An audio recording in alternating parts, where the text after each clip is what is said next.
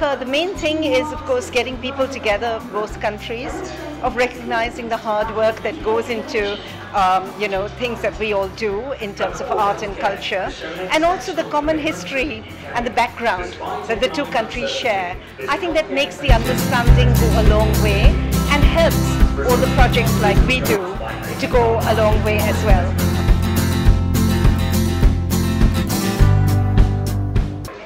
Well, I think the sector that I'm in, for example, we're working in art and culture and museums in this particular case, and we find that people have a great curiosity, young people particularly.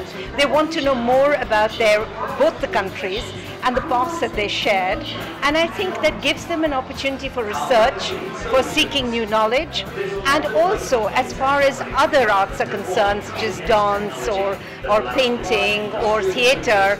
There is so much, because both the countries are very rich in these areas. So definitely opportunities, employment, going forward, setting up their own companies, working in this area together can be a great source of cooperation.